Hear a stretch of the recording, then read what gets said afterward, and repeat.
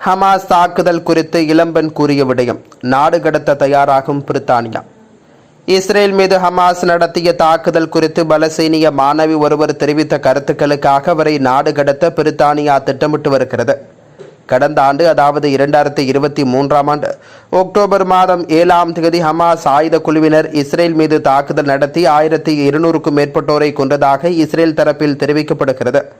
அதற்கு மறுநாள் பிரித்தானியாவில் உள்ள மான்செஸ்டர் பல்கலையில் சட்டம் பயிலும் பலஸ்தீனிய மாணவியான டானா பலஸ்தீன ஆதரவு பேரணி ஒன்றில் கலந்து கொண்டார். அப்போது அந்த பேரணியில் உரையாற்றியவர், நடந்த விடயத்தால் நாங்கள் மகிழ்ச்சியில் திளைத்துள்ளோம் என்று குறிப்பிட்டுள்ளார். நவயுக வரலாற்றில் முதன்முறையாக இப்படி நடைபெற்றுள்ளது. 16 ஆண்டுகளாக காசா தாக்குதலுக்குள்ளாகி வருகிறது. முதன்முறையாக அவர்கள் எதிர் நடவடிக்கையில் இறங்கியுள்ளார்கள். இது ஒரு வாழ்நாள் அனுபவம் என்று கூறியுள்ள டயானா, இஸ்ரேல் எப்படி பதிலடி கொடுக்கும் என்ற பயம் எங்களுக்கு உள்ளது. அதே நேரத்தில் நாங்கள் மிகவும் கௌரவமாக உணர்கிறோம். நடந்ததை அறிந்து முழு மகிழ்ச்சியில் திளைக்கிறோம் என்று குறிப்பிட்டுள்ளார்.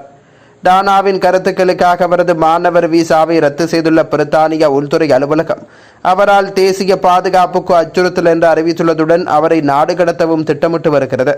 அரசின் நடவடிக்கைகள் குறித்து பேசிய டானா, தனது வார்த்தைகள் தவறாக புரிந்து கொள்ளப்பட்டுள்ளதாகவும் பிரித்தானிய அரசு தனது மனித உரிமைகளை மீறிவிட்டதாகவும் தான் எந்த தவறும் செய்யவில்லை என்றும் ஒரு 19 வயது மாணவியான தான் பள்ளிக்கு செல்வது, சமூக நீதிக்காக குரல் கொடுப்பது, எனது சமுதாயத்துக்கு மதிப்புமிக்க ஒருவராக இருக்க முயல்வது தவிர வேறொன்றும் செய்யவில்லை என்றும், தன்னை போய் பிரித்தானிய அரசு தேசிய பாதுகாப்புக்கு அச்சுறுத்தல் என்று கூறுவது அடிப்படையற்ற வாதம் என்றும் குறிப்பிட்டுள்ளார். அத்துடன் அரசின் முடிவை எதிர்த்து மேல்முறையீடு செய்ய இருப்பதாகவும் தெரிவித்துள்ளார் டானா.